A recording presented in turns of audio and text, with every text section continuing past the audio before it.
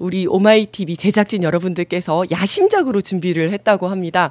이렇게 실시간으로 또 청와대의 모습을 보여드리면서 네, 이렇게 말씀을 드리는 순간 우리 박주민 의원님께서 입장을 하고 계십니다. 안녕하세요. 반갑습니다. 딱 맞췄는데요? 늦지 않으셨어요. 딱 맞게 오셨습니다. 지금 박정호 기자가 휴가를 가서 제가 일일 MC를 보고 있습니다. 아니 그런데 박정호 기자 요즘 많이 피곤해 보이더라고요. 아 그래요? 아니 요즘 주민아 이렇게 해가지고 여기저기서 우리 박주민 의원님을 찾는 분들이 많다고 해요. 주민아. 네, 그래서 먼저 이 쇼츠 먼저 보고 판넬 갖고 왔는데. 어머, 네 좋습니다. 먼저 쇼츠 보고 가도록 하겠습니다. 아, 네, 그러면 쇼츠 없대요. 아, 네. 근데 저 대박 났으니까 한번 좀 틀어주시고 나중에. 네네. 이게 뭐냐면 주민함께 아카데미 약칭 주민한데요. 제가 이제 지역위원장이 된 뒤로 아카데미 사업을 계속 해왔어요. 그래서 총 지금까지 보면 14기가 진행이 된 거고 한 기당 대략 뭐 8강에서 10강이니까 100강 이상 진행된 거죠. 근데 이 14기는 힘을 저희가 많이 줬습니다. 많은 분들 모시려고 뭐 오창석님 박태웅, 봉지욱 기자, 이런 분들 쫙 모시고요. 엊그저께는 박문성 축구 해설가를 모시고 했는데 너무 재밌더라고요. 아, 그분 말씀도 너무 재밌게 잘하시잖아요. 말씀 너무 잘하시고. 그리고 이번 주 화요일, 내일에는 이제 윤성은 앞으로 보여주시겠어요? 네. 그다음에 이번 주에도 오창석 이런 분들 모시고 하니까. 많이 신청을 해주시고요, 주민아. 여기 이제 K 시리즈라고 하시더라고요. 그러니까 더 K-팝, K-스포츠, K-컨텐츠 뭐 이런 것들로 쭉 합니다. 그러니까 라인업이 장난이 아니에요. 윤성은 영화평론가, 오창석 정치평론가, 그리고 권성민 PD, 권성민 PD도 나오고 박주민 의원도 나오네요. 저는 이제 강의가 아니라 12월 6일 날. 내란 있었던 현장을 국회 현장을 같이 투어할 거예요. 국회 투어. 그러니까 아직도 유리창 깨져 있고 헬기 내렸던 곳, 뭐 이런 것들 쭉 둘러보고 나서 저를 포함한 몇몇 국회의원들과 함께 그날 있었던 얘기도 나누고 앞으로의 과제에 대해서 얘기 나누는 그런 제가 강의하지는 않고요. 투어를 같이 합니다. 투어를 같이 하고 또 투어하고 간 다음에 박태웅 의장님 이분이 AI 전문가시잖아요. AI 전문가시고 거의 뭐 멘토죠, 멘토. 그리고 마지막에는 욱수수 기자팀이 있는데 욱수수가 봉지욱 기자, 이명수 기자, 장인수 맞습니다. 기자. 야, 찐 언론인들과 함께 또 언론에 대해서도 이야기 나누실 것 같습니다. 지금도 신청 가능한가요? 지금도 신청 가능하고요. 비록 이제 2강이 놓치셨지만 앞으로 남은 강의가 굉장히 좋으니까 신청해 주시고 저희들이 고민하고 있습니다. 2강이 놓치신 분은 일정 정도 이제 환불을 해드려야 되나 6만 원 일단 넣으시더라도 뭐 하여튼 그런 것까지 고민하고 있으니까 부담 없이 신청해 주시고 장소도 종로 쪽에 마련해 놨어요. 교원 스페이스 챌린지 홀 아주 쾌적하고 좋습니다. 아니 그러면 저렇게 8개 강의인데 6만 원이네요. 맞습니다. 훌륭한 강의를 한 강에 6만 원, 만 원도 안 되는 만 원도 안 되고요. 비용으로. 또 강사들이 뒤풀이 있으면 뒤풀이까지 옵니다. 박문성 해설가 오셔가지고 아주 늦게까지 술 마시다. 즐거운 추억도 함께 또 만들 수 있을 것 같습니다. 그러니까 본인들하고 생각이 같은 분들을 만날 수 있고요. 그분들하고 좋은 강의 듣고 토론하고 또 의기투합하고 그래서 저희들 보면은 그분들이 계속 이어져요. 집회도 같이 나가고 뭐 이런 식으로 이어져요. 한 몇 분 정도가 신청하셨어요? 현재까지 한 230분 정도 신청을 했는데 좀 여유 있으니까 더 신청해 주시면 좋을 것 같아요. 많은 신청 부탁드리겠습니다. 주말새 기분 좋은 뉴스가 많았습니다. 한국이 2028년 G20의 정상회의를 개최하게 됐는데요. 한국이 의장국이 된 거예요. 맞습니다. 정말 그러면 임기 내 유엔 안보리, 에이펙, G20 의장을 모두 맡게 되는 건데 모두 맡게 되는 첫 한국 대통령이 되신 건데 맞습니다. 우리나라 국민으로서는 굉장히 다행이다, 행운이다 이런 생각이 들거든요. 그러니까 이번에도 보면은 외국 정상들이 막 우리 대통령 보면 환하게 웃으면서 막 인사하고 하는 모습들, 특히 UAE 같은 데 방문했을 때는 역사적 방문이다. 현지 언론들이 역사적 방문이다. 이렇게 평가를 할 정도로 대단한 환영을 받았고 실질적으로 여러 가지 성과들을 낳고 있어요. 특히 재밌는 게 이번에 기업인들하고도 이번에도 원팀처럼 움직이시던데 삼양이라는 회사가 있어요. 거기 부회장을 대동하고 갔던데 그게 뭐냐면 중동에 이제 K 컨텐츠는 힘을 되게 많이 발휘하는데 네. K 푸드가 할랄 음식이란 벽 때문에 네. 아직 시장이 형성이 안 돼 있대요. 오. 근데 삼양 같은 데는 이제 할랄 음식을 대비한 그런 제품들도 있기 때문에 네, 네. 이번에 가서 시장을 하나 좀 만들어 보려고 CJ, 뭐 삼양 이런 쪽하고 같이 이제 가셨더라고요. 야, 네. 정말 엄청난 외교 성과들을 계속 내고 계십니다. 그리고 또 대통령께서 이집트로 향하는 비행기 안에서 업무 보는 사진이 이게 또 화제가 됐어요. 네. 근데 이게 또 이제 그 김혜경 여사께서 교민들이랑 간담회를 하면서 건강 잘 챙기셨으면 좋겠다라고 교민이 얘기를 했더니 아, 이제 국민들이 쉬엄쉬엄 일하는 대통령을 뽑은 게 아니다. 이제 그 키세스 단에서 뭐 이렇게 얼음 아스팔트 위에서 키세스단이 쉬엄쉬엄 하는 대통령이 뽑은 게 아니다라고 대통령이 맞아요. 말씀하셨다. 예. 이런 말씀도 전해주셨거든요. 예. 제가 이제 사실은 이제 그때 이제 몇 달 전에 은평에 오셨을 때도 사실 좀 쉬셨으면 좋겠는데 계속 네. 일 얘기를 하셔서 제가 계속 일 근데 저도 또 일 얘기를 하고 있더라고요. 네네. 막 그 당시 이제 소비 쿠폰 관련된 여러 의견들 전달해드리고 막 하면서 아 죄송합니다 이게 좀 쉬셔야 된다 그랬더니 선생님이 아니 이게 쉬는 거예요. 네. 근데 일하는 모습이 정말 행복해 보이세요. 네, 너무나 준비된 대통령이시고 그냥 정말 그 전에 누구는 일하는 척하면서 빈 A4를 들고 있었던 것과는 정말 너무나 대비가 되는. 최근에 뭐 윤건영 의원이나 이런 사람들 통해서 폭로되는 내용들 들어보셨죠? 네네. 뭐 국정원 가거나 이럴 때도 소폭 돌리고 부축받아서 나오고 네, 거의 뭐 뻗어가 제가 솔직히 나오고. 국민의힘 의원들한테도 이런 얘기 많이 듣고 있거든요. 네. 막 링게를 뭐 꽂았다더라 술 깨기 위해서 뭐 이런 얘기들 막 듣고 있는데 그런 천지차이죠. 천지차이. 맞습니다. 네. 네. 저렇게 열심히 일하시는 대통령님을 보시면 참 너무 기분이 좋으면서도 한편으로는 또 정말 건강이 걱정이 되기도 네, 합니다. 맞아요. 근데 뭐 본인이 그 건강에 대해서는 굉장히 자부심이 있으세요. 특별히 뭘 안 해도 자기는 건강하다. 이렇게. 근데 그렇지는 않을 테니까 네. 잘 챙기셔야 될 것 같습니다. 정말 이번에도 7박 10일 이런 얘기 거의 처음 들어봤잖아요. 맞아요. 7박 10일 잠 안 주무시고 가시는 거잖아요. 네, 그만큼 또 많은 성과를 내시고 계신데요. 우리 대통령님 항상 화이팅. 네, 응원 드리겠습니다. 그리고 의원님 오셨으니까 우리가 또 오세훈 얘기를 해봐야 되잖아요. 네.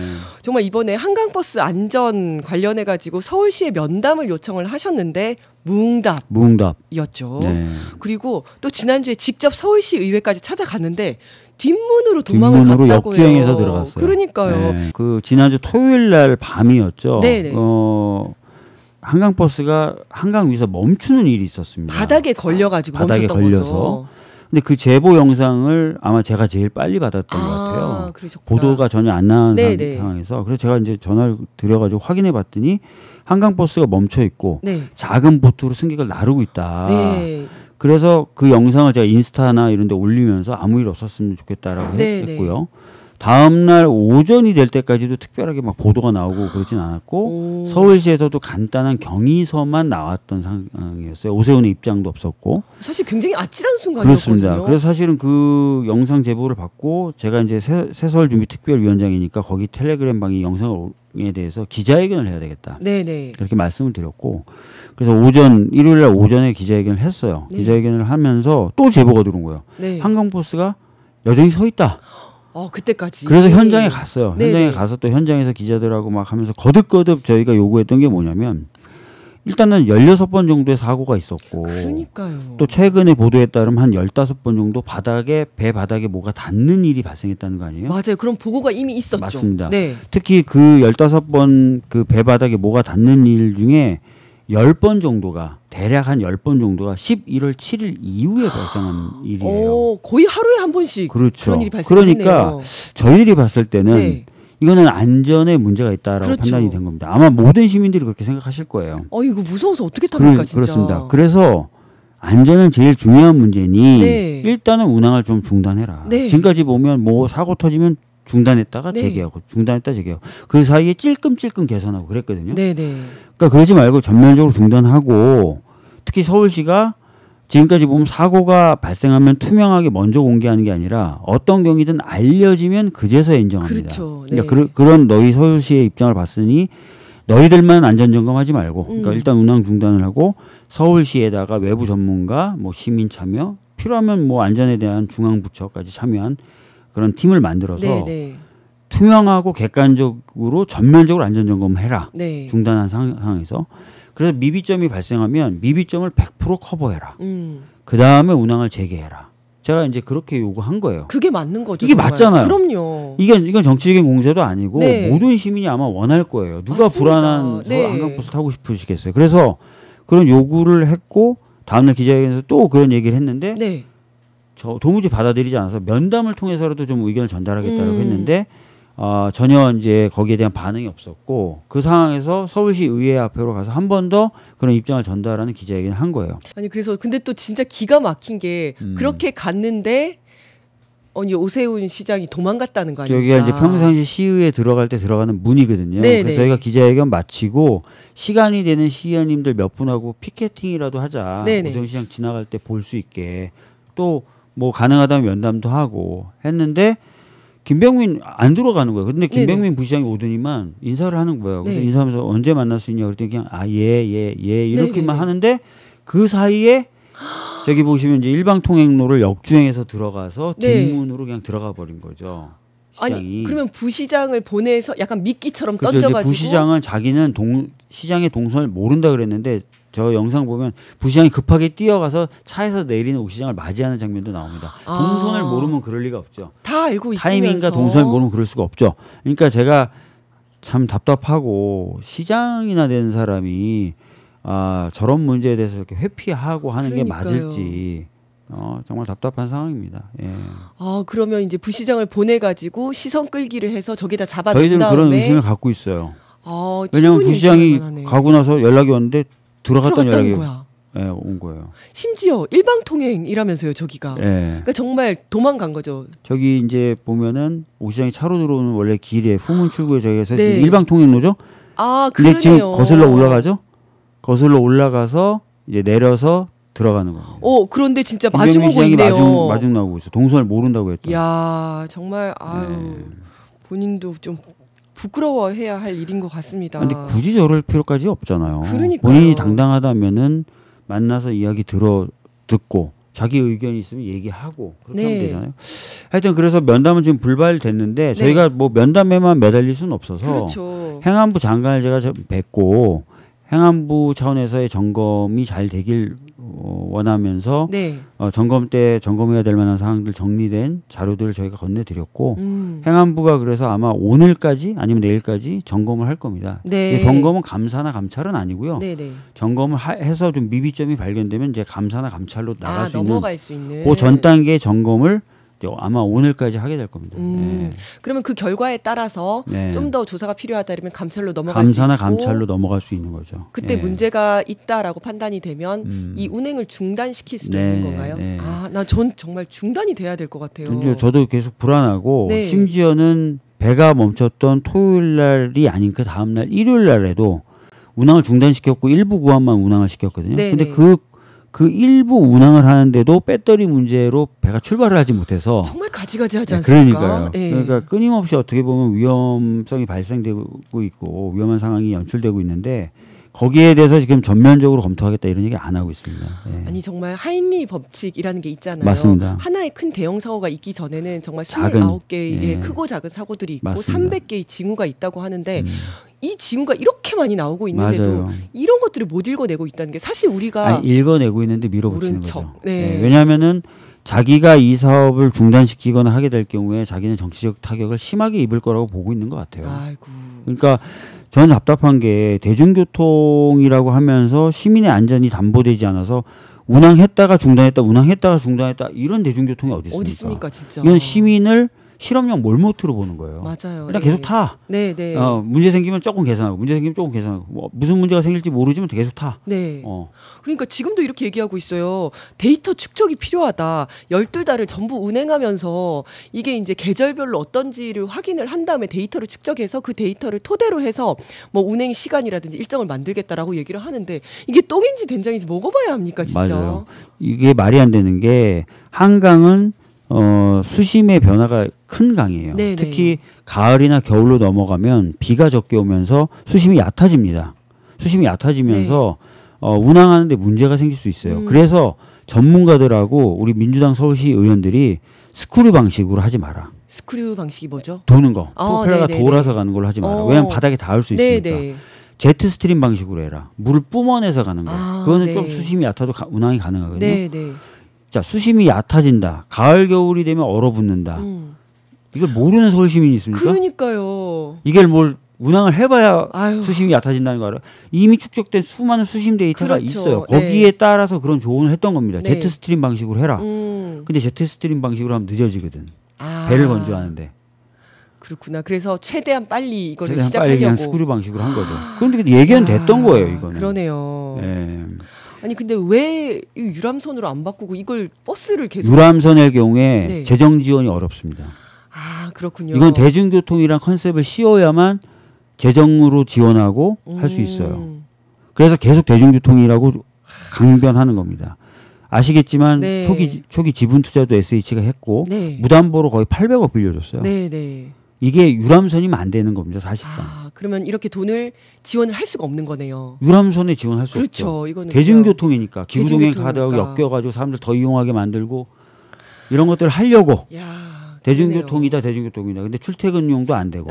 속도가 뭐가 중요하냐 그러고. 안전은 하나도 담보가 안 돼 있고. 이렇게 하는 거예요. 야, 근데 문제는 한강버스만이 아닙니다. 지금 종묘 앞에 145m 고층 건물을 짓겠다고 해서 지금 계속 문제가 생기고 있지 않습니까? 문제가 생기고 있죠. 전반적으로 어떻게 보십니까? 지금 유네스코가 강력한 입장을 전달했죠. 중앙정부가 강력하게 대처하라라고. 그러니까 사실 종묘 가보셨으면 아시겠지만 여기가 갖고 있는 문화적인 가치가 굉장히 크다는 걸 느낄 수 있어요. 그렇기 때문에 이제 사실 1호 유산으로 유네스코. 지정된 거죠. 우리나라에서. 그러면 이런 유산을 잘 활용하면 서울이 굉장히 경쟁력 있게 될 수도 있는 거잖아요. 근데 그거를 애써 무시하고 80년대 방식으로 수직적인 엄청 높은 걸 짓겠다라는 거예요. 저는 그래서 이런 느낌입니다. 오세훈 시장은 낡았어요. 옛날 방식이에요. 맞아요. 그러니까 이분이 무슨 개발 욕구가 있다. 개발 욕구가 있어도 이런 방식으로 개발 안 할 수도 있거든요. 근데 그게 아니라 개발을 후지게 하는 거야. 후지게 하고 옛날 방식으로. 맞아. 진짜 70년대, 80년대 높은 건물 세우면 막 그거 구경하러 가고 막 이랬잖아요. 그런 거. 랜드마크. 랜드마크도 꼭 고층 건물이 랜드마크가 아니에요. 랜드마크의 개념 정의를 보면 우리 오줌 싸개 소년 동상 있잖아요. 150cm 정도 되는데 그게 랜드마크예요. 여기 도시의 정체성을 규정해주고 도시의 의미를 부여해주는 게 랜드마크거든요. 꼭 고층 빌딩, 삐까번쩍한 고층 빌딩. 그게 랜드마크가 아니에요. 그리고 심지어 서울시에서도 문화유산이 있는 곳을 개발하기 어렵다는 걸 알고 있기 때문에 올해 초만 해도 용적 이양제를 연내에 도입하겠다고 밝혔었어요. 이게 뭐냐면 문화유산 있는 데는 낮게, 그다음에 서울시의 다른 데는 높게. 그래서 여기서 발생하는 초과 수익을 여기 앞에 있는 시민들, 문화유산 앞에 있는 시민들에게 나눠준다. 이게 용적 이양제를 연내에 도입하겠다 서울시가 밝혔었어요. 근데 갑자기 없었던 일이 돼버린 거예요. 본인들도 여러 가지 대안을 고민했었고 여러 가지 방식을 생각하고 있었다가 그런 거 없어. 그냥 올려. 이렇게 돼버린 거예요. 수직적으로 올려 그냥. 갑자기 이 생각이 나네요. 그 혹시 캐대헌 보셨어요? 캐대헌 봤죠. 거기에서 이제 이게 그걸 만들 때 이제 고층 빌딩만 넣어서는 안 된다. 거긴 남산도 있어야 되고 산과 자연이 같이 조화가 되어야 된다. 왜냐하면 고층 빌딩만 있으면 이건 동경처럼 보일 수가 있다. 맞아요. 대한민국의 서울은 자연과 산과 이 건물들이 한옥과 이 모든 것들이 다 조화롭기 때문에 그렇게 해야 된다라고 제작진에서 그걸 굉장히 강조를 했다는 거예요. 이게 서울의 정체성이거든요. 자연과 건물이 모두 조화롭게 균형을 이루는 것. 근데 그거를 정말 70년대 80년대 식으로 높은 건물로 만들려고 하고 있으니 후진 거죠. 정말. 거기다뿐만 아니라 자기네들이 대안까지 고민하고 있다가 싹 무시하고 용적 이양제, 결합 관리제 이런 거 얘기하다가 싹 무시하고. 그 되게 후지고 서울의 경쟁력을 제대로 살리는 방법이 없어요. 옛말에 아니 많은 사람이 하는 말에 흘러간 물은 물레방아를 못 돌리거든요. 제가 보기에 오세훈은 이미 흘러간 물이 돼버린 것 같아요. 흘러갔어. 물레방아, 새로운 미래를 위한 물레방아를 못 돌려요. 80년대 방식에 그냥 젖어 있어요. 그리고 얼마 전에 한겨레 21에서 단독 보도한 내용이 하나 있었는데요. 그 내용도 굉장히 심각하죠. 세운 4구역의 용적률이 2배가 됐는데 이 용적률 상향 발표하기 전부터 한호건설이 땅을 사들였죠. 땅을 계속 사들이기 시작해가지고 그리고 땅을 본격적으로 사들인 게 오세훈이 복귀했을 때부터. 네, 그래서 개발 이익을 거의 싹쓸이 할 수 있는 상황이라는데 개발 이익을 환수할 수 있는 제도도 안 만들어놨다는 네, 거예요. 장치가 없다. 네. 네, 이것도 근데 이제 여기에 대해서 서울시는 이게 오보라면서 허위 프레임이다 이렇게 또 주장을 하고 있는데 여기에 대해서는 좀 어떻게 보십니까? 그러니까 이 문제는 한겨레 21이 단독한 것처럼 얘기하지만 2011년도부터 이미 보도가 나왔던 문제예요. 아, 네, 네. 그러니까 무슨 얘기냐면 이쪽에 공간을 확보하기 위한 그 부담을 시가 진 게 아니라 네. 민간 땅 소유자들에게 다 넘겨놓은 거예요. 네. 그때부터. 그래서 사실은 여러 가지 문제가 발생하고 있었고 비용도 계속 누적됐었던 거죠. 네. 여러 가지 문제가 그때부터도 있었던 거예요. 그 와중에 이제 오세훈 시장이 들어오면서 여전히 이제 있었던 문제들을 더 심화시키고 키우는 방식으로 개발하겠다라고 지금 얘기를 하고 있는 겁니다. 그런데 이렇게 문제가 많은데 오세훈 시장은 오히려 의원님과의 토론은 피하고 있다. 제가 계속 토론하자 네. 그랬는데 토론 피하고 있더라고요. 아, 그래요? 어떤 대답도 지금 안 하고 있는 겁니까? 네, 안 하고 있어요. 주거 공급도 좋고요. 네. 그다음에 미래 먹거리 관련된 토론도 좋습니다. 제가 여기 나와서도 몇 번 말씀드렸지만 AI 관련돼서 양재 AI 허브에 1년 사업비가 40억 개에 불과해요. 네, 네. 굉장히 적죠. 네. 홍릉 쪽에 있는 서울 바이오 허브 예산 대폭 깎았습니다. 오세훈 시장. 아. 그리고 문화 콘텐츠 관련된 어떤 분야에도 제대로 투자하고 있지 않아요. 뭐 애니메이션 제작 환경이나 영화 제작 환경 사막화되고 있어요. 네. 네. 그래서 이런 부분을 놓고도 좀 토론을 하자라고 지금 계속 제안하고 있는데 얘기 안 하고 있고요. 제가 주말 사이에 또 누구를 만났냐면 네. 청년 안심주택. 네, 네. 거기 지금 그 전세 사기 피해를 입고 있는 청년들이 굉장히 많거든요. 네. 그 청년들을 제가 지속적으로 만나고 있는데 네. 서울시에서 1순위 순위자에 대한 전세 네. 보증금 반환을 하겠다 그래가지고 문제가 다 해결되는 줄 알았더니 또 면담을 요청해서 만났더니 네.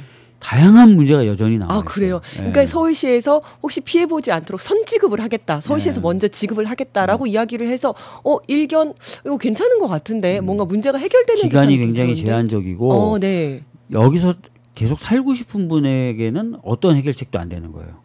그러니까 보증금을 받고 나가시고 싶은 분들에게는 보증금을 주면 되겠지만 나는 여기서 계속 살고 싶어라는 분들은 어떻게 해야 되냐. 거기에 대한 대책을 하나도 안 만들어 놨더라고요. 제가 그래서 그분들 면담하고 제가 이제 선거 레이스가 본격화되면 발표하려는 정책 패키지가 있어요. 네. 이 청년 안심주택 문제를 100% 해결할 수 있는 정책 패키지가 있는데 아껴두면 뭐하냐. 발표하고 서울시가 받아들이게끔 하자라고 하고 있습니다. 이제 곧 발표하려고요. 네. 네. 그리고 또 이 서울시에서 하는 보증금 선지급 대책이 이 적용 기간이 맞아요. 오세훈 시장 임기까지입니까? 임기까지만이고 아까 말씀드렸던 대로 그 이후에 어떻게 하겠다는 얘기 없고 네네. 보증금을 받으면 다 나가야 돼요. 아. 그러면 난 여기서 더 살고 싶어 하는 사람에게는 대책이 없어요. 그러네요. 그리고 이런 사람들이 빠져나갈수록 그 건물의 관리비는 n분의 1이니까 올라가겠습니까? 안 올라가겠습니까? 올라가죠. 그러니까 입주해 있는 분들은 계속 관리비가 높아지네요. 네. 그러니까 이런 문제가 해결되고 있냐? 해결이 이거 진짜 안 되고 있다는 문제가 많네요. 네. 아, 이런 거는 전혀 모르고 있었어요. 선지급 한다 그러길래 야, 이거는 괜찮다 이렇게 네. 생각했었거든요. 야, 오히려 더 문제를 그래서 그 청년분들 만났는데 굉장히 피곤해하시고 왜냐면 고민이 떠나질 않잖아요. 그렇죠. 밥을 먹을 수 있겠어요. 잠을 잘 수가 있겠어요. 네. 완전 푸석푸석해지신 분들 몇 분하고 막 얘기하는데 마음이 너무 짠해서 근데 이게 진짜 얼마 안 되는 비용으로 다 해결할 수 있거든요. 네. 빨리 대책을 마련해 대책은 이미 있고 있는데 저는 어느 정도 이게 문제가 정리됐다고 생각해서 이제 발표를 조금 이제 미루고 있었는데 한데 빨리 발표해야 해야 될 것 같습니다. 제안을 해야 될 거예요. 서울시 보고 받아들이라고. 그러니까요. 그리고 또 오세훈 시장이 2031년까지 주택을 31만 호를 착공하겠다고 했는데 이건 또 어떻게 보십니까? 이 31만 호의 대부분이 이제 한강벨트예요. 19만 8천 호 정도 한강벨트인데 뭐 지금까지 오세훈 시장이 뭐 신통기 얘기라고 해서 많이 내세웠지만 그렇죠. 착공 기준 주거로서의 착공 기준으로 0이잖아요. 네, 0이죠. 예, 0이죠. 네. 근데 지금 와서 막 하겠다고 용적률 상한에 1.2배나 1.3배를 주겠다고 하는데 사실 이것도 23년부터 가능했던 제도예요. 네. 지금까지 뭐 하다가 갑자기 이렇게 나섰는지 모르겠지만 어디에 착공을 시키겠다는 얘기를 구체적으로 하지 않고 있고 네. 그래서 사실 이게 현실성이 있는 대책인지는 의구심이 많이 듭니다. 또 민간 공급은 공급하려면 기존에 있던 집들 부시고 새로 짓잖아요. 네. 그래서 공급 예정 물량의 대략 3분의 2는 멸실됐다 새로 지어지는 거라서 네. 순공급은 3분의 1, 즉 30만 호 공급하겠다 그러면 순공급은 10만 호예요. 아 사실은 실공급은 그거밖에 안 되는구나. 네. 네. 그리고 비싸죠. 아무래도 한강 네. 중심에. 그렇죠. 비싸죠. 그래서 좀 어포더블한 주택을 공급하기 위해서 어포더블 또 신속하게 네네. 공급하기 위해서는 네. 공공도 역할을 해야 됩니다. 네. 그래서 그렇죠. 지금 이재명 정부는 공공이 직접 시행하고 물론 네. 시공은 뭐 LG라든지 뭐 롯데라든지 뭐 이런 데 현대라든지 이런 데서 하면 되니까 시행 자체를 아예 이제 LH나 SH가 맡아서 속도감 있게 하면 3년 내에 착공 가능하거든요. 네, 네. 네. 그리고 저희가 이제 부지를 쭉 봐놓은 데가 있어서 네. 15만 호 정도 저는 공급을 신속하게 하려고요. 그래서 네. 매년 결혼하는 신혼부부가 한 4만 쌍 정도 되는데 원하시는 신혼부부에게는 이 어포더블한 공공이 분양 또는 임대하는 주택을 다 네. 들어가서 사실 수 있게 하겠다는 게 저희 부동산 공약인데요. 이 부분 추후에 또 밝히도록 하겠습니다. 네. 네. 많은 분들께서 이제 댓글 달아주시고 계신데요. 지금 이제 서울시장에 대해서도 작퉁님께서 오세훈은 서울시장 그만해야 함 이런 말씀하셨고요. 그다음에 할미님께서 오세훈은 시장뿐 아니라 정치를 하면 안 된다라고도 해주셨습니다. 그리고 아까 그렇죠. 그 데이터 실험을 서울 시민 보고 하라는 거 맞나? 이게 저기네요. 예, 정말 정확하신 말씀이에요. 자기가 데이터 쌓겠다고 서울 시민한테 그냥 네가 가서 어떻게 되든지 네가 가서 해라라는 이 마루타 삼는 게 말이 안 되죠. 네, 말씀 많이 해주셨고 커피 감사해요. 누가 커피를 주셨나 봐요. 커피 오빠님 감사합니다. 익산 오빠님께서 댓글 이제 시청자분들께서 같이 이제 댓글을 나누고 계신 건데 익산 오빠님께서 안동 할미님 오셨네요. 오늘도 굿모닝이에요. 방글생글이에요. 커피 하면서 커피 이모티콘을 보내니까 네. 할미님께서 커피 오빠님 반갑습니다. 예, 안동과 익산에서 서로 이렇게 또 대화를 나누고 계십니다. 네, 너무나 반갑습니다. 자, 그다음 이제 극우 현수막으로 넘어가 봐야 될 것 같습니다. 네. 극우 혐오 현수막 금지 법안이 국회 행안위를 통과됐다고 합니다. 소위 통과됐어요. 소위 통과된 거군요. 5개 광고물법하고 네. 정당법 2개로 컨트롤하거든요. 네네. 그중에 5개 광고물법은 지난주 소위 통과했고요. 정당법 개정안은 이번 주에 소위가 통과될 겁니다. 네. 그러면 두 가지 법을 묶어서 행안위 전체 회의가 이번 주 내에 역시 통과가 될 거고 네. 그러면 아마 이번 정기국회 내에 법사위 본회의까지 통과되면서 극우적 현수막들 네네. 이제는 달지 못하거나 달려있는 것들을 떼일 수 있는 법적 기반을 갖추게 됩니다. 네. 그러니까 그 내용이 국적이나 종교, 지역 등 특정 집단에 대한 편견이나 증오를 조장하는 네. 정당 현수막을 금지하는 내용인데요. 그러니까 저도 봤는데 뭐 땡땡이는 바퀴벌레 막 이런 거 써 있더라고요. 맞아요. 그러니까 관광객들이 와가지고 얼마나 기분이 나쁘겠어요. 맞아요. 진짜 저도 그 보기가 민망할 정도로요. 진짜 이게 심각한 문제인 게 네. 어른들에게 미치는 영향도 크지만 그러네. 진짜 아이들. 초등학생, 중학생들에게 영향이 되게 커요. 제가 여기서 맞아요. 나와서도 말씀드린 적이 있는데 제가 중학생 친구들을 최근에 좀 만나봤더니 뭐라 그러냐면 후추 스프레이라고 들어보셨어요? 아니요. 호신용 후추 스프레이? 그냥 이렇게 뿌리는 건가요? 뿌리면 이제 맵게 만드는데요. 네네네. 그거를 사는 중학생이 대거 늘었다는 겁니다. 왜 그래? 그랬더니 중국인들이 무비자 입국하기 때문에 본인들이 그 스프레이를 산다는 거예요. 그러니까 정말 어린 아이들 그 현수막에 보면 뭐 유괴해서 장기를 강제로 적출해서 중국으로 판다. 인신매매. 이거를 현수막에 버젓이 걸려 있으니까 믿는 거죠. 현수막이 계속 걸려 있잖아요. 그러니까요. 가짜거나 뭐 이러면 자기네들 생각으로는 떼질 텐데 네. 버젓이 걸려 있으니까 저게 맞는 얘기구나. 조심해야 되겠구나. 중국인들은 나쁜 사람들. 난 후추 스프레이 사서 나라도 지켜야지. 그리고 중국인들 들어오게 한 민주당 이 나쁜 놈들. 네. 이렇게 생각한다는 거예요. 그러니까요. 어른들이 정치인들이 저렇게 이야기를 하니까 나도 그렇게 얘기해도 되겠구나. 저게 맞는 말이겠구나. 맞는 말이구나라고 생각한다니까. 그렇게 생각을 하고. 말이구나. 그리고 땡땡인 바퀴벌레 이런 얘기 그냥 저기 써 있는 거니까 나도 맞아요. 그냥 해도 되겠구나 이런 생각을 하는. 그야말로 이게 혐오잖아요. 혐오라는 게 특정 집단에 불결하고 위험하다는 딱지를 붙여가지고 배제하고 차별하는 건데 그야말로 이제 정말 특정 집단을 혐오하게 만드는 맞습니다. 거잖아요. 예. 이 혐오가 정말 이 인종차별로 가고 인종차별이 인종학살로 가는 건데 그동안은 이런 현수막이 넘쳐났죠. 아이들이 이런 현수막 안에서 살았던 거예요. 호흡하면서. 그렇죠, 그렇죠. 이거에 대해서 아무도 떼려고 생각을 안 하고 있었던 너무 답답한 거예요. 네, 제가. 네. 그래서 법률 검토해봤더니 뗄 수도 있고 막 그래가지고 막 동분서주 했는데 마침 또 대통령님도 그런 거 떼야 맞아요. 되는 거 아니냐고 네, 얘기해 네, 주시고 네. 그래서 급물살 좀 타고 있습니다. 예. 맞습니다. 이거 정말 너무 공해예요. 공해. 예, 공이고. 그러면 이후에도 이런 불법 현수막을 걸면 어떤 처벌 조항이 있는 거죠? 다 이제 지자체가 다 떼면 되는 거고요. 네네. 좀 위치라든지 내용이라든지 이러면 제가 이제 알기로는 과태료나 이런 것도 물릴 수 있고요. 그다음에 이제 지자체에서 뗄 수 있게 근거 조항을 만드는 겁니다. 공무원분들이 좀 바쁘고 피곤해지시겠지만 필요하다고 생각합니다. 네, 정말 떼야 됩니다. 네, 그러니까 왜냐하면 정당 현수막은 어디다 붙여도 못 떼게 돼 있잖아요. 2주 동안 보장을 받기 때문에 정말 그 처음 들어보는 정당 이름이에요. 그런데 온갖 이런 그 혐오 현수막들 너무 많이 달아놓고 내일로 미래로라고. 거기 공동대표 중에 한 명이 오세훈의 대표적인 후원 조직의 임원이고요. 신천지 교도로 유명한 사람이에요. 그러니까요. 이거 정말 현수막을 달기 위해서 정당을 만드는 것 같은 그런 느낌이 들잖아요. 네, 빨리 이 법이 통과되기를 바라겠습니다. 좀 걱정되는 이야기 한번 해볼게요. 그 특검과 내란 전담 재판부 이야기인데요. 박성재 구속영장이 계속해서 기각이 되고요. 2번 기각됐죠. 네, 맞습니다. 이것도 좀 이해가 안 되는 부분인데 저희 방송에서도 내란 전담 재판부 몇 번이나 주장을 하셨는데 맞아요.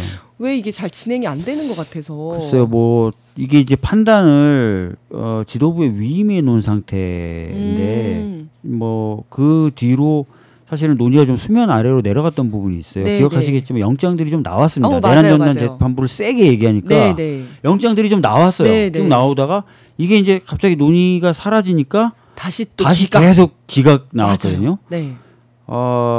누굴 갖고 노는 것도 아니고 짜증나게. 그러니까요. 그래서 이제 내란 전담 재판부에 대한 논의가 다시 불이 붙었고, 그래서 이제 지도부도 제가 알기로는 굉장히 많은 얘기를 하고 있는 걸로 알고 있고, 어떤 보도를 보니까 이제 원내 지도부는 일단은 어느 정도 도입하는 것으로 좀 가닥을 잡고 있는 것 같고, 어제 정청래 대표님도 보니까 부정적으로 얘기는 안 하시더라고요. 그래서 그런 흐름이 있는 거다라고 보시면 될 것 같고, 유일하게 이제 걱정이 될 만한 게 전담 재판부가 새로 만들어질 경우에 만들어지는 과정에서 시간이 걸리고 변론 절차를 갱신해야 되지 않습니까? 1심부터 하면 갱신을 해야 되죠. 그러면 시간이 더 많이 걸릴 거다 이런 우려가 있는데 그래서 일단 항소심에라도 좀 그래도 하는 게 좋겠다는 생각을 저는 가지고 있고 이렇게 불안 안 해도 되잖아요. 맞아요. 그다음에 갱신 절차를 간이화하는 규정 변경이 올해 초에 있었더라고요. 그래서 빨리 하면은 1심 때도 좀 해볼 수 있는 상황 아닐까. 그럼 만약에 간이하게 하게 되면 갱신 절차에 한 어느 정도 시간이 걸릴까요? 2번만 열면 돼요. 그래요? 일주일. 그러면 1심부터 하는 것도 괜찮을 것 같은데 어쨌든 민주당 입장은 항소심부터 어제 이제 발표 나온 거 보니까 아마 항소심부터 하는 쪽에 조금 시간적 물리적으로 그렇게 할 수밖에 없는 거 아니냐는 생각을 좀 갖고 있는 것 같더라고요. 그러면 1심 결과가 어떻든 간에 항소심부터는 좀 이제 도입할 생각을 갖고 계신 거죠? 그러니까 이건 지도부 판단인데 지도부가 가닥을 그렇게 잡아가고 있는 것으로는 보여져요. 일단 항소심에는 확실한 안전장치를 마련하자. 1심 부분은 어떻게 될지 좀 더 고민해보자. 이 정도의 톤인 것 같아요.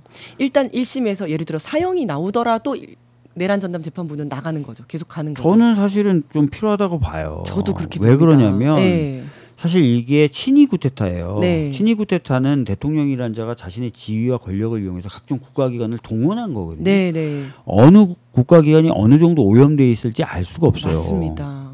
이런 의심을 갖고 있는 게 정당한 시선이고 합리적인 기준이에요. 그래서 좀 시민이라든지 또 외부에서의 뭔가 이 국가기관의 작용에 좀 개입해서 들여다보고 영향을 미칠 수 있도록 하는 게 필요하다고 봅니다. 저는.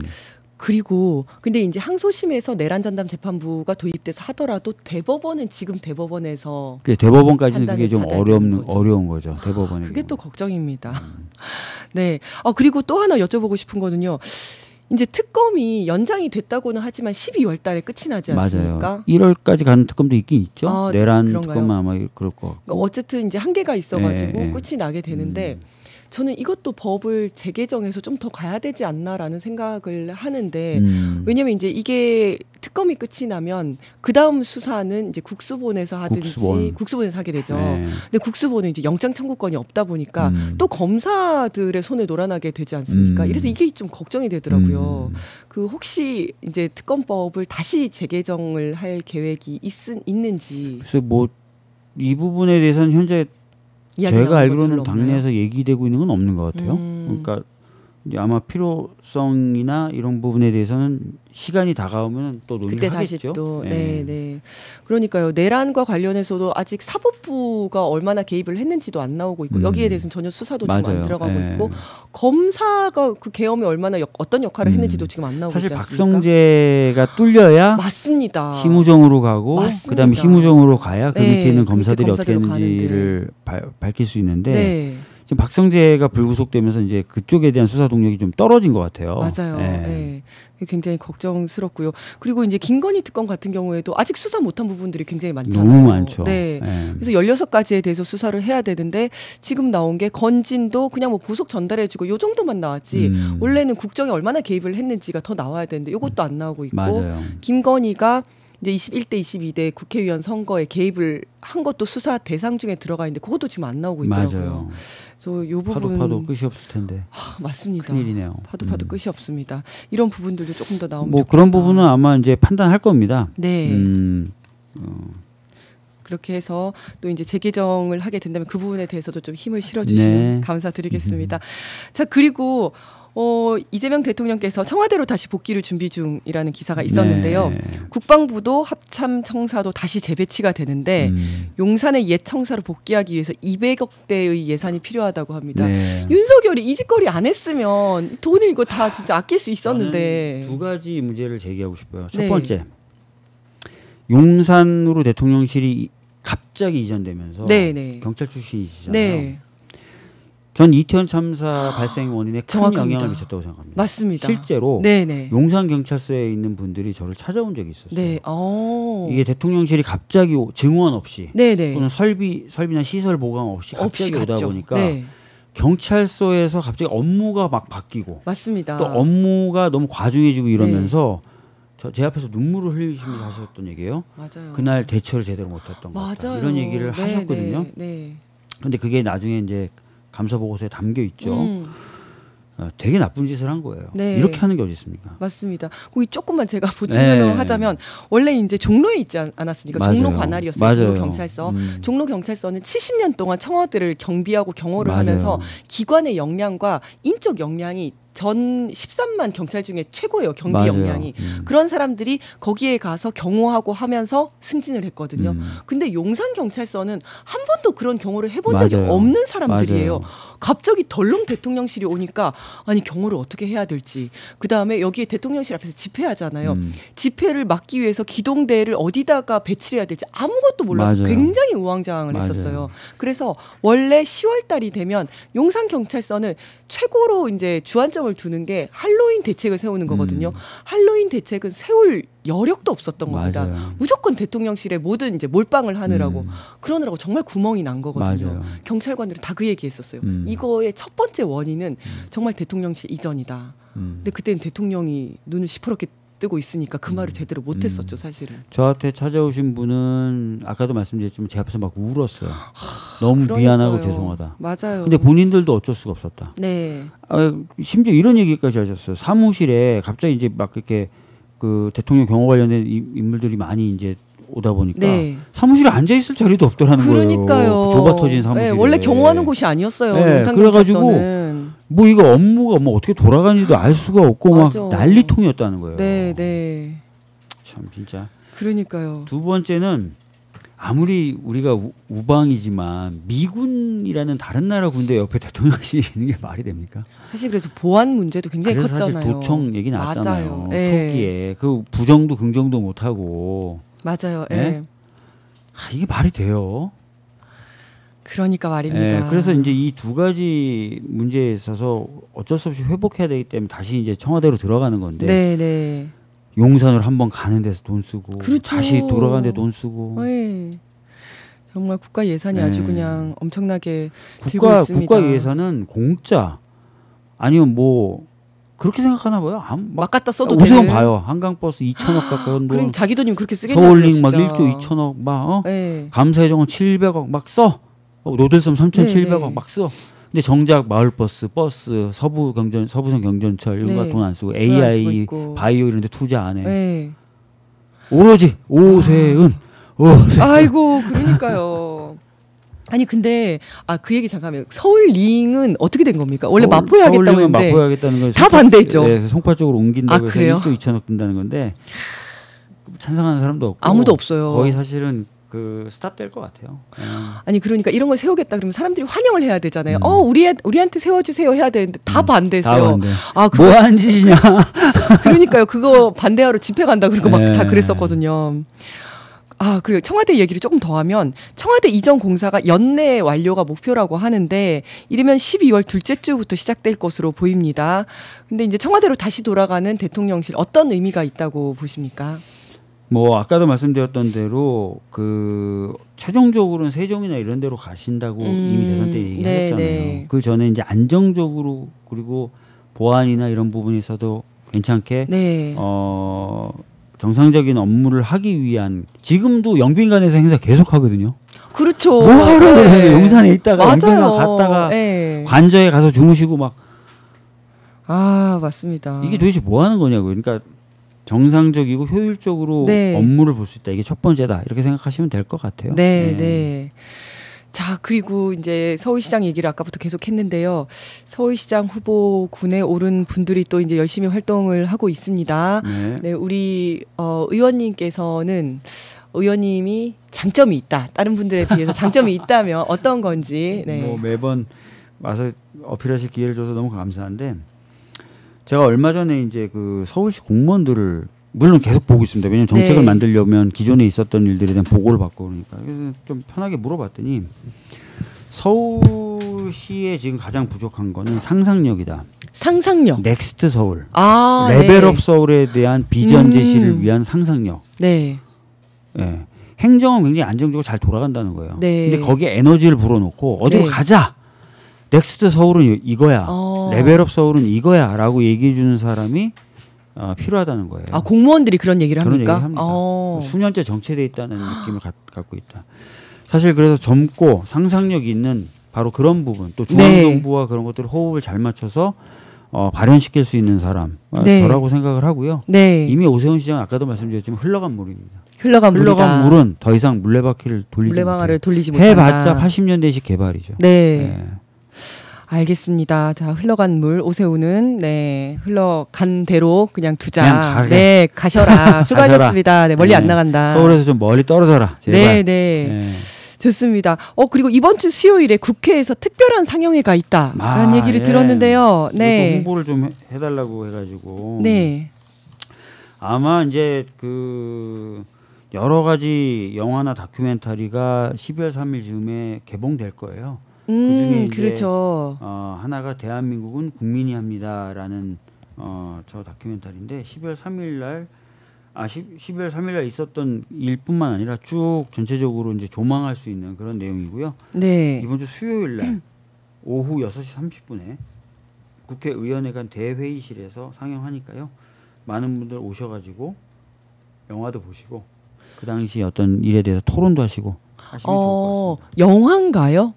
다큐멘터리죠. 다큐멘터리고 12월 3일부터 시작해서 그 이후까지 쭉 이제 기록을 한 다큐멘터리네요. 국민들이 12월 3일 당일만이 아니라 그 전부터 쭉 어떻게 해왔는지를 조망하면서 결국은 국민들이 어떤 일들을 또 고민하시고 하셔야 되는지에 대해서 토론할 수 있는 그런 다큐멘터리다. 수요일 날 오후 6시 반부터 한다. 그거는 누가 만들었습니까? 누가 제작한 다큐멘터리인가요? 제작진이 따로 있죠. 저희가 지금 주체로 여러 국회의원님들께서 했고 저분들이 뭐 영화를 만든 건 아니고요. 네네네. 이게 따로 아마 있고. 저분들이 영화에 조금씩 나오시고 다큐멘터리에 좀 출연을 하셨을 거예요. 네네. 인터뷰 같은 것들 통해서. 그러니까요. 이제 곧 1년. 1년이잖아요. 내란 1년이 다 되어 가는데 우리가 다시 진짜 이 내란 재판을 보면서 우리가 그때 정말 죽을 뻔하지 않았습니까? 이제 오늘도 제가 사실은 다른 매체에서 인터뷰할 때 제가 그 얘기했어요. 12월 3일 날 내란 특별재판부 얘기를 물어보길래 12월 3일 날 국회의원들의 경우에는 저 같은 경우 제 짝꿍한테 전화를 해서 집에 들어가지 마라. 딸아이 데리고 딴 데 가 있어라라고 얘기했거든요. 죽을 각오하고 온 거고요. 네. 시민분들도 죽을 각오로 국회에 모이셔서 장갑차를 맨몸으로 막으시고 또 총구 앞에 자기 몸을 들이밀면서 막아주신 거잖아요. 그 일이 마치 아무것도 아닌 양 최근에 국민의힘 의원들이 얘기하고 있어요. 맞아요. 내란 몰이를 한다. 내란 선동을 한다. 내란이라고 선동한다. 나경원 의원이 최근에 그런 얘기 많이 하고 있거든요. 참 그렇죠. 어이없는 거죠. 1년 이제 딱 됐을 뿐인데. 그러니까요. 그때 정말 국민들이 다 국회로 몰려 들어가지고 겨우 그것을 막은 거잖아요. 그래서 그다음에 겨울 내내 아스팔트 위에서 집회하고 해가지고 윤석열을 탄핵을 시키고 맞습니다. 했던 건데 지금 내란 재판이 진행을 되는 거 보면 이게 정말 무슨 일반 자범 재판도 아니고 맞아요. 너무 그냥 가볍게 하는 것 같아가지고 이 내란이 그렇게 가벼운 범죄였나라는 생각이 드는 거예요. 심지어는 박성재 같은 사람들의 영장 기각 논리가 12월 3일날 불법성을 인식하지 못했다. 저는 뭐야? 아니 국민들도 그걸 다 알고 다 이렇게 가서 막으려고 했었던 건데. 그리고 국민의힘이 지금은 말이 바뀌었지만 국민의힘이 뭐라 그러냐면 한참 동안은 자기네들도 들어가서 계엄 해제 표결을 하려고 했다가 막혀서 못 들어갔다 얘기했던 사람들이거든요. 맞아요. 근데 이제 와서는 불법성을 인식하지 못했다. 못했을 거다. 말이 안 되는 거잖아요. 맞습니다. 아니 그래서 지금 또 이제 추경호 이제 당시 원내대표가 구속영장을 지금 청구를 했나요? 이제 그 저희가 그 체포 동의 의결을 좀 해줘야 청구가 되면서 날짜가 잡히겠죠. 청구는 됐죠. 청구는 됐고 그다음에 이제 적부심이 잡히겠죠. 국회에서는 해제 표결 아직 동의 표결 아직 안 했어요. 안 했는데 표결은 그냥 27일 날 27일 날 표결을 할 거라고 하는데 별 무리 없이 통과되지 않겠습니까? 통과될 거고 본인도 뭐 불체포 특권 포기하겠다고 계속 얘기했던 사람들이라서 아마 국민의힘은 퇴장할 거예요. 아예 그냥 지난번에 퇴장했거든요. 그 권성동 할 때 퇴장하고 우리만 남아서 표결해서 체포시켰거든요. 이번에도 비슷하겠죠. 근데 추경호 전 원내대표는 어떨까요? 영장이 발부가 박성재하고 똑같은 논리로 하지 않을까요? 우리는 몰랐어. 그 당시에 불법성 우리가 어떻게 알아? 라고 얘기할 가능성이 있겠죠. 그렇게 주장할 가능성이 있겠고 그래서 제가 박성재 관련된 영장이 기각될 때 이게 단순한 문제가 아니라 빌드업 될 거다. 이게 계속 빌드업 될 거다라고 말을 했었었는데 추경호를 보면은 이게 진짜 빌드업 되는지 안 되는지 알 수 있겠죠. 이게 빌드업 되면 어떻게 되냐면 국민의힘 의원들은 다 빠져나가는 거죠. 거예요. 그리고 그 무렵에 국무회의에 참석했던 그 장관들도 다 빠져나가는 거고 장관들이 회의하고 돌아와서 관련된 대책회의를 했던 공무원들 다 빠져나가는 거고 그렇죠. 그렇게 됩니다. 아니 그리고 저는 걱정이 되는 게 지금 이제 박성재가 주장을 했었던 게 나는 그게 불법인지 몰랐다. 합법적인 계엄인 줄 알고 했다라고 하는 거잖아요. 이게 누구의 논리랑 똑같냐면 윤석열의 논리랑 똑같잖아요. 맞아요. 자기는 그냥 대통령의 권한으로서 계엄을 했을 뿐이다. 이건 불법이 아니다라고 주장을 하는 거잖아요. 이거는 그래서 단순히 불구속으로 하는 게 문제가 아니라 무죄까지도 열어놓은 그런 결정이어가지고 굉장히 우려스러웠습니다. 그래서 추경호 영장이 발부되는지도 굉장히 이것도 좀 이제 지켜봐야 될 것 같습니다. 영장이 발부되는지 그냥 어떤 논리로 어떻게 판단하는지를 다 예의주시해야 돼요. 맞습니다. 자 그러면 또 이제 의원님 오셨으니까 우리가 최상병 특검과 김건희 특검도 조금 이야기를 해보면요.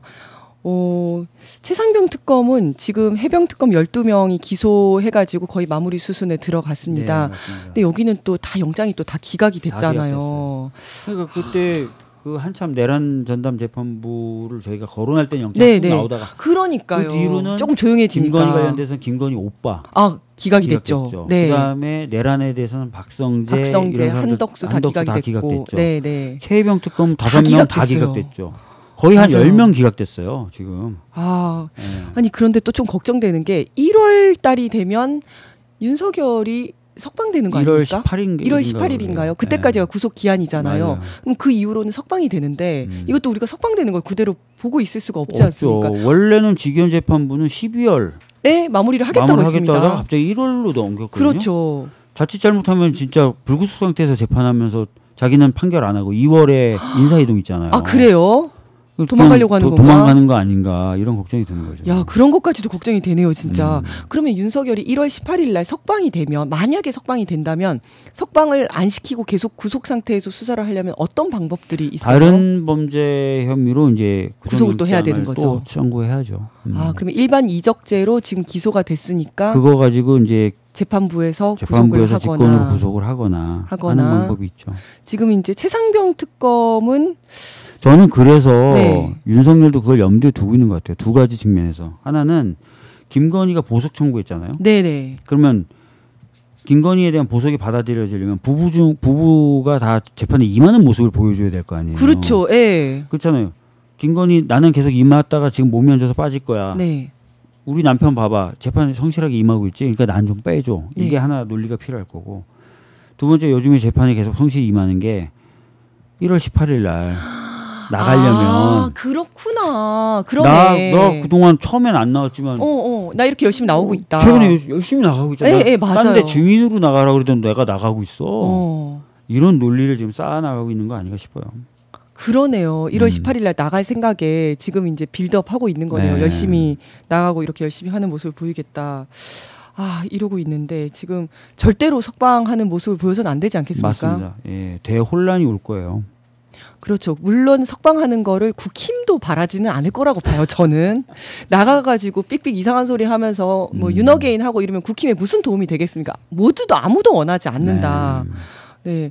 그리고 김건희 특검도 이제 거의 뭐 마무리가 되어야 될 것 같은데 지금 이제 김건희 특검에서 압수수색 현장에서 도주 후에 34일 만에 체포된 세강자 이준수 씨가 구속이 됐어요. 네. 이 구속은 너무나 당연한 거죠. 네. 도주했으니까. 네. 저는 근데 압수수색 하러 갔는데 도주했잖아요. 전 중요한 증거를 들고 튀었을 수도 있다 이런 생각이 들거든요. 그러니까 압수수색이라는 건 말씀하셨던 대로 신병을 확보하는 게 아니거든요. 네네. 그런데 튀었다는 거는 인멸할 증거가 있었다고 보여지는 거죠. 네, 그렇죠. 네. 네. 뭔가를 가지고 튀었을 가능성이 있죠. 네. 저도 그런 생각이 들고요. 지금 근데 제가 궁금한 거는 그 둘 간에 김건희와 이준수 간의 문자 얘기가 되게 많이 나오는데 네. 남들은 다 본 것 같은데 저만 못 본 것 같아요. 저도 못 봤어요. 아 그러니까요. 다들 구토할 만했다 무슨 이야기들이 많은데 다들 본 것처럼 얘기하는데 왜 나만 모르지? SBS 기자분들은 가지고 계시는 것 같던데. 그래요? 뭐 그분들 통해서 한번 구해보시든지. SBS 알겠습니다. 네. 저도 못 봤어요. 참고로. 저도 못 봤습니다. 네. 그리고 또 이것도 하나 여쭤보겠습니다. 오늘 10시 10분에 윤석열 재판에 여인형이 출석을 한다고 하는데요. 굉장히 중요하네요. 네, 그렇죠. 여인형의 그 핸드폰 메모에 대한 질문들이 이어질 텐데. 맞습니다. 네. 이게 되게 중요한 사안이거든요. 네. 이게 지금 덮이고 있어요. 보도가 잘 안 돼요. 맞습니다. 네네. 이게 거의 지금 뭐 국민들 대부분을 죽거나 이렇게 만들어도 상관없다는 취지의 메모잖아요. 그렇죠. 네. 이 부분이 굉장히 중요한데 이 부분이 잘 부각이 안 되고 있어요. 그리고 또 홍장원 차장이 주장하기로는 여인형이 시켜서 위치 추적을 했다. 맞아요. 이제 그 얘기하지 맞아요. 않았습니까? 그랬는데 뭐 지난번에는 아무 얘기도 안 했기 때문에 이번에는 뭔가 좀 얘기를 해야 되는데 어떻게 좀 진술이 나올 것 같습니까? 아무래도 뭐 핸드폰 메모가 이미 증거로 확보돼 있으니까 그걸 가지고 물어보면 어떻게든 답변을 해야 되겠죠. 네. 뭐 이렇다 저렇다라고. 맞습니다. 윤석열이 뭐라 그럴까요? 그러니까요. 뭐 그때 계란말이 먹으면서 했던 메모인데 이거 뭐 믿을 만한 메모인가? 뭐 맞아요. 뭐 그냥 술 많이 먹지 않았어요? 그러니까요. 그러니까 누구죠? 그 전에 그 사령관한테도 그런 얘기 했었잖아요. 술 그때 많이 먹었던 때인데 맞아요. 10월 1일 날 술 많이 먹었는데 그때 소폭 돌리지 않았냐 막 이런 얘기를 하면서 한참 돌았죠. 뭐 이러면서 진술의 신빙성을 떨어뜨리려고 얘기하는 거 아닙니까? 근데 정말 아니 그 국군의 최고 통수권자 그다음에 그런 상사랑 술을 먹는데 밑에 부하 직원은 바짝 얼어서 술을 마시죠. 본인이 취해가지고 맨날 뻗어서 들려 나갔다는 거 아닙니까? 그래서 윤석열은 또 이렇게 얘기를 했습니다.